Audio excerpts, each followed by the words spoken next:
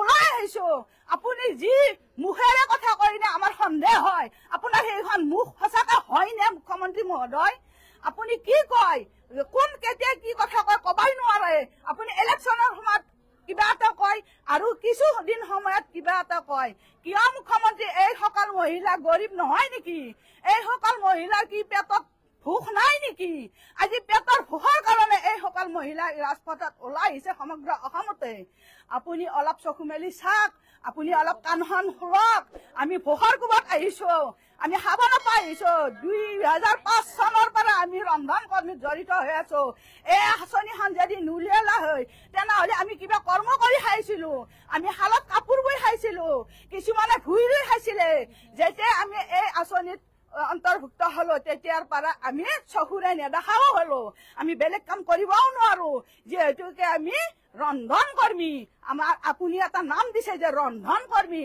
হে আজি আমি আপোনাৰ মুখৰ ভাষ্য শুনি ৰাজপথত ওলাই আহিছো আৰু আমি আনন্তুক দিনতো আমি এই আন্দোলন কৰি যাম এই সংগ্ৰাম কৰি যাম আপুনি গুলেই মাৰক আমি ততিয়াকলৈকে আমাৰ সাজু হৈ আছো ৰন্ধন কৰ্মীসকলে আমি কোনো পথে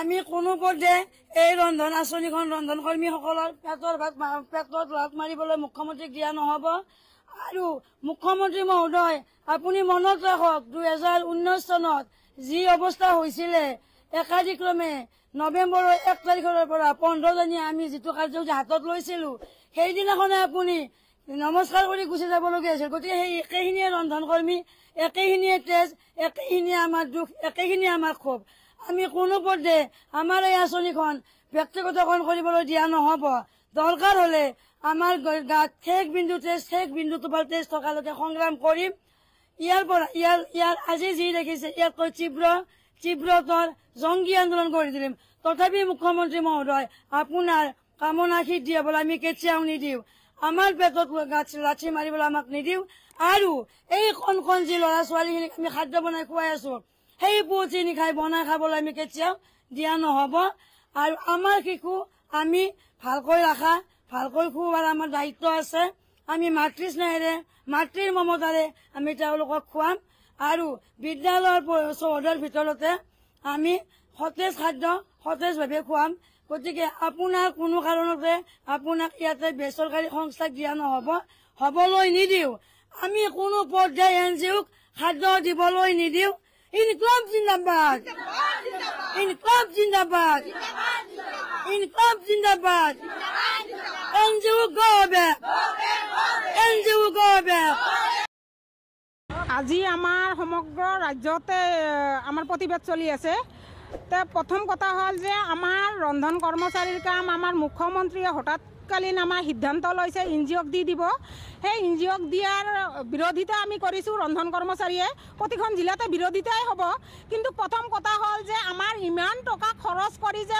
পাকঘৰ হৈছে সেই পাকঘৰত এটা দুটা পইচা যোৱা নাই সমগ্ৰ অসমতে কোটি টকা খৰচ কৰিছে চৰকাৰখনে কিন্তু আমাৰ ৰন্ধন কৰ্মচাৰী যে মাননি বৃদ্ধি কৰিব লাগে সেইখিনি নাজানে কিন্তু ইয়াৰ আগত কিছুদিন হ'ল আমাৰ 15 দিন মান হ'ল প্ৰতিখন স্কুলতে আমাৰ বাসন পত্ৰবিলাক দি দিলে হান্দি ডেস্কি যিমানে লাগে সেইখিনি আমাক আহি গ'লে সেইখিনি দিওঁতে কিন্তু আমাৰ চৰকাৰৰ টকা খৰচ হৈছে কিন্তু যদি NGOকে দিব তেনেহ'লে ইমান টকা কিহৰ কাৰণে খৰচ কৰিলে আৰু NGOক দিয়া স্বাৰ্থখন আমাৰ মুখ্যমন্ত্ৰীৰ কি স্বাৰ্থত দি আছে সেইখিনিকো আমাৰ লাগে যে আমাৰ কাম আমি NGOক নিদিওঁ আমাৰ কাম আমাকে লাগিব আৰু কি স্বাৰ্থত আমাৰ মুখ্যমন্ত্ৰীয়ে 2 গুণ বেছি দিব ব্যৱসায়ীজনে আৰু পুৱাতে ব্ৰেকফাষ্টও দিব নিশ্চয় কিবা কাৰণ আছে সেই কাৰণখিনিও আমাক ৰন্ধন কৰ্মচাৰীক দিব লাগে কি কাৰণত 2 গুণ বেছি দিব কোম্পানীয়ে যে তাও আমাৰ পুষ্টিকৰ খাদ্য দিব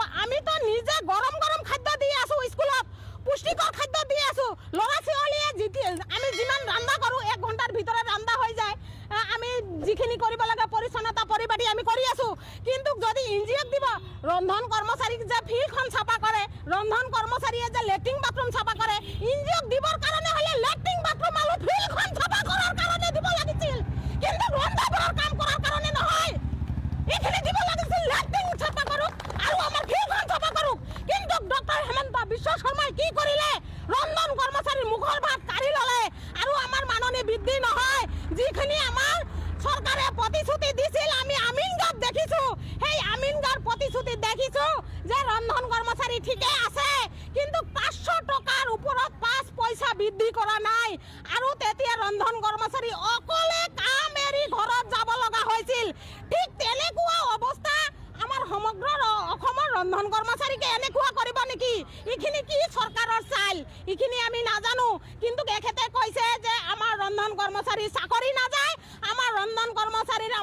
মজুৰি বৃদ্ধি হ'ব, কিন্তু আমাৰ চাকৰি নহয়। ইয়াৰ আগত হেমন্ত বিশ্ব শৰ্মা কৈছিল ইহঁতে স্বেচ্ছাসেৱক হয়, ইহঁতে চাকৰিয়াল নহয়, এখেতৰ কিয়নো এপইণ্টমেণ্ট নাই, এখেতৰ আমি মাননিহে বৃদ্ধি কৰিব পাৰোঁ, আমিতো মজুৰি দিব নোৱাৰিম।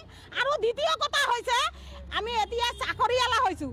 আমাৰ এইখিনিয়ে ভাল লাগিছে, আমাক ৰন্ধন কৰ্মচাৰীক চাকৰিয়ালা বুলি কৈছে, মাননি নহয় মজুৰি বৃদ্ধি কৰিব বুলি কৈছে।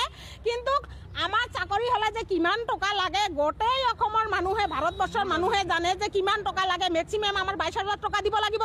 এতিয়া যিখিনি আমাৰ হেমন্ত বিশ্ব শৰ্মা ঘোষণা কৰিছে, আমাৰ ৰন্ধন কৰ্মচাৰী চাকৰি নাযায়, চাকৰিৰ নিচিনা আমাক কি বেতন দিব লাগিব। আমি বেতন চাওঁ, আমি এতিয়া মাননি নাচাওঁ। আমাৰ মূল দাবী, আমাৰ কাম ৰন্ধন কৰ্মচাৰীৰ কাম এনজিঅ'ক দিয়া নচলিব। যদি এনজিঅ'ক দিয়াৰ ইয়াৰ চেষ্টা কৰে আন্দোলন কৰাৰ পিছতো, তেনেহ'লে আমি তীব্ৰ আন্দোলন কৰিম।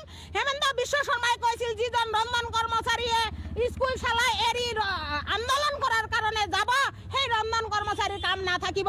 কিন্তু আমি গোটেই অসমৰ ৰন্ধন কৰ্মচাৰী একেই কামত ভুগি আছোঁ। কিমানজনৰ কাম খাব আমাৰ হেমন্ত বিশ্ব শৰ্মাই? আমি পেটৰ ভোগত গোটেই জিলাৰ ৰন্ধন কৰ্মচাৰীয়ে ৰাজপথত ওলাই আহিছে। এনজিঅ'ক দিয়াৰ যদি সিদ্ধান্ত নিছে তেনেহ'লেতো কাম দিছে, আৰু আমাক ভাবুকি দিয়াৰ কাৰণখন কি আছে? আমাক ভয় খুৱাই লাভ নাই। তাৰ কাৰণ আমি গৰীব মানুহ, আমি দুখীয়া ৰন্ধন কৰ্মচাৰী, জুইত আমি কাম কৰিব পাৰোঁ, আমি পৰিশ্ৰম কৰিব পাৰোঁ। আমি যিমান দিন বাচি থাকিম, যিমান দিন আমাৰ বয়স থাকিব, সিমান দিন আমি পৰিশ্ৰম কৰিয়ে খাম। কিন্তু আমি ঠিকাদাৰ কিবা ব্যৱসায়িক নহওঁ দেই, আমি ৰন্ধন কৰ্মচাৰী হওঁ। আমি আন্দোলনো কৰিব পাৰোঁ, জুইত কাম কৰিব পাৰোঁ, আমি গোটেইখিনি পৰিশ্ৰম কৰিব পাৰোঁ। কিন্তু আমি কোনো ব্যৱসায়িক নহয়, ঠিকাদাৰ নহয় যে আমি ঘুষ দি পেলাই এনেকুৱা ধৰণৰ কাম কৰিম, দৰিদ্ৰৰ মুখৰ ভাত কাঢ়ি নিম। আমি এইখিনি নামানো। আমি ইয়াৰ পিছত তীব্ৰ গৰিহণা জনাইছোঁ বিজেপি চৰকাৰক। এই লেতেৰা চৰকাৰখনে দৰিদ্ৰ মানুহৰ মাথা মূৰ খাই পেলাইছে। এতিয়া আৰু কি খাব?